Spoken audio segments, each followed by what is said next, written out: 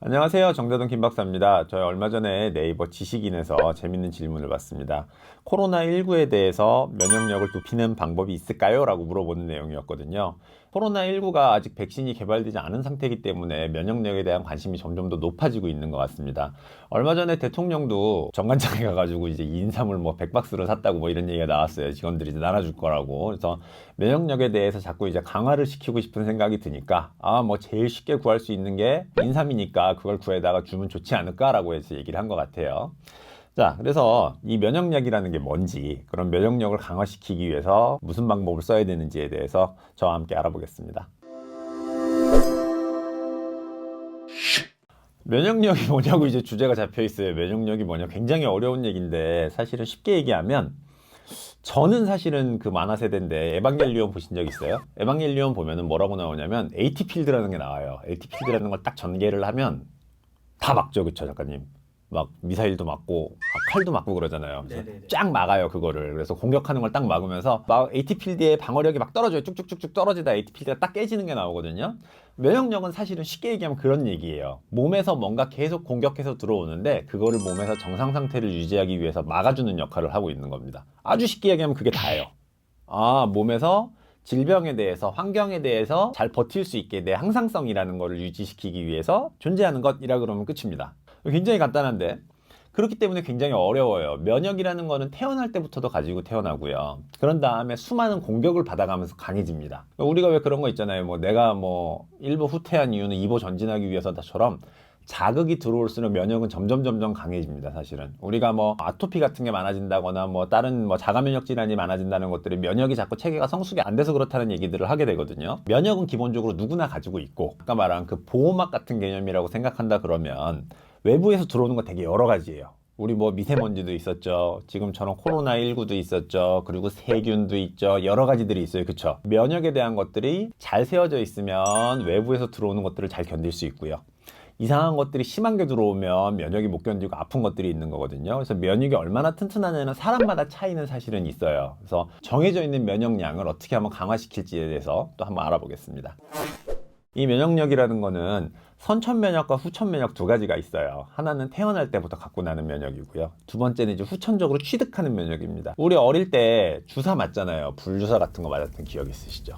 그런 걸 맞아서 후천적으로 면역력을 넣어주는 것들도 있거든요. 수두주사 맞는 것 같은 것도 똑같은 거예요. 그런 식으로 후천적으로 면역을 이제 강화시켜주는 내용들인 거고요. 저는 한의사니까 한의학에서는 도대체 면역을 뭐라 그래요? 그러면은 아까랑 똑같아요. 면역이 면역인데요? 라고 얘기를 하거든요. 그러면 환자가 물어보겠죠.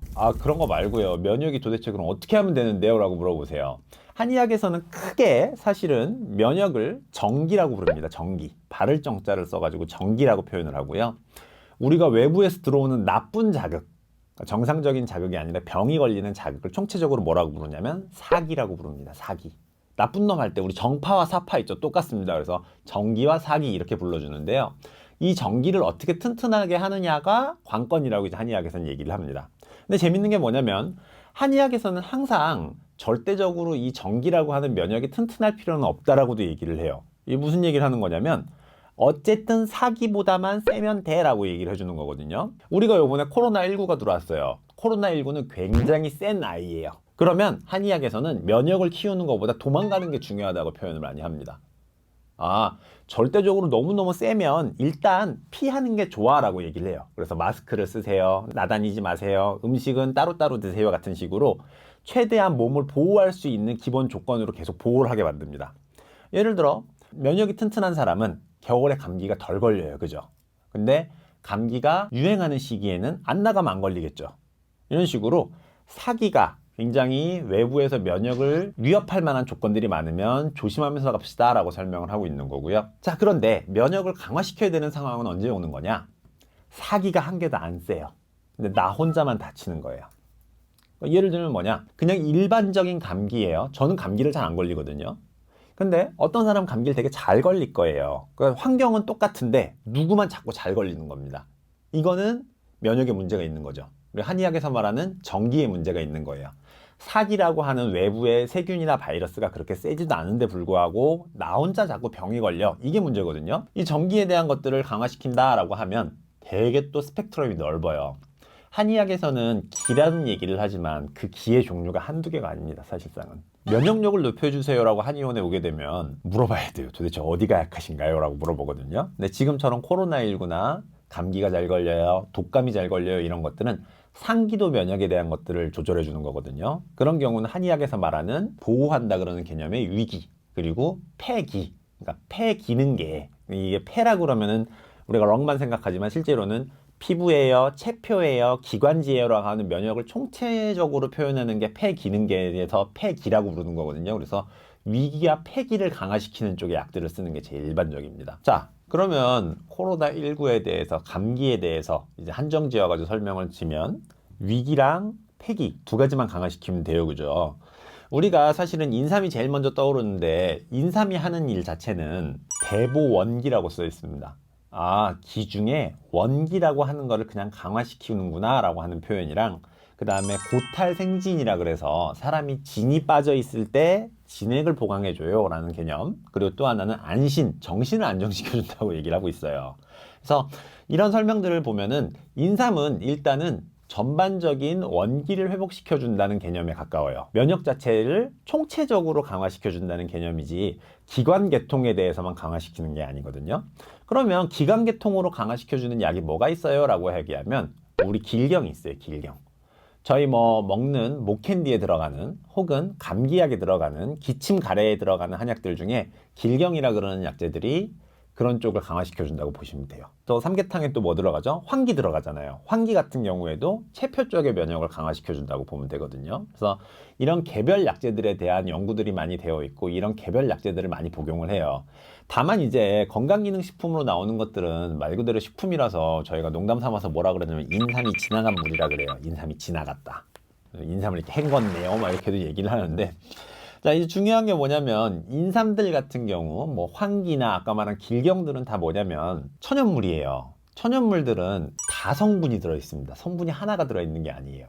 우리가 양약처럼 한 가지 성분만 들어 있으면 굉장히 쉬운데 천연물들은 다 물질이 들어 있어요. 여러 가지 물질이 들어 있기 때문에 굉장히 부작용이 나기가 쉽습니다. 그래서 우리 왜 인삼 먹으면 지금 면역 좋다 그러면 다 인삼 먹을 것 같지만 인삼 먹으면은 나는 열이 나고 뭐 두드러기가 나고 안 좋아 이런 사람도 분명히 있거든요. 굉장히 인삼 요만큼 먹었는데도.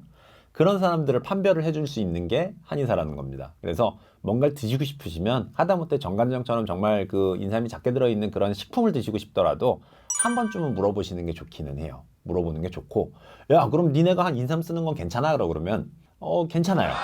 예를 들면 인삼을 아까 먹지 말아야 될 환자들, 아까 저희가 체질에 안 맞는 것만도 얘기했지만 만약에 환자가 와파린이라는 걸 먹어요. 와파린 설명이 나올 건데, 와파린이라는 걸 먹고 있으면 PT 타임이라 그래서 피가 천천히 굳게 돼요. 근데 인삼이 그거를 더 조장할 수가 있어요. 피가 잘 안 굳도록. 그렇기 때문에 조심해서 먹어야 되거든요. 그러니까 이런 것들을 잘 모른다는 거죠. 웃긴 게 인삼을 한약으로 지었을 때는 좀 다릅니다. 우리가 한약재로 이제 인삼을 드세요라고 할 때랑 인삼이 들어가 있는 한약을 드세요 할 때는 굉장히 다른 효과가 납니다. 둘 사이에. 그래서 인삼 단독으로 복용했을 때는 응고되는 시간에 대해서 영향을 주는데 인삼이 들어가 있는 처방은 응고 시간에 영향을 주지가 않아요. 그래서 그런 연구들이 지금 뭐 경희의료원에서도 지금 너무 보이시는 것처럼 나오기도 하고 기타 연구들이 계속 나오고 있거든요. 그래서 실제로 면역력을 위해서 뭔가를 하고 싶다 그러면 한의원에 가서 상태에 맞춰서 면역에 좋은 것들을 처방을 따로 받으시는 게 제일 맞아요. 건강기능식품들도 의미가 있는 것들은 대부분의 사람들이 또 면역이 그렇게까지 약하지는 않아요. 정상적인 상태로 지내고 있거든요. 근데 이제 그 상태에서 아니 나는 정말로 감기를 늘상거리기 때문에 코로나19가 보나마나 걸리지 않을까? 내 면역은 너무너무 문제야. 아까 얘기했었죠. 전기보다 사기가, 별거 아닌 이 사기가 내 몸보다 항상 세라고 얘기할 때는 전문적으로 약을 복용하시는 게 맞아요. 한 약은 약이라고 돼 있는 거잖아요. 식품은 식품이고요. 그렇기 때문에 내 전기가 튼튼하고 사기는 좀 항상 이기는 상태인데 요번에 워낙 코로나19가 큰 사기라고 하니까 얘를 어떻게든 조금 더 조심하고 싶어요. 그러면 가볍게 식품이든 한약이든 복용하면서 가시면 되고요.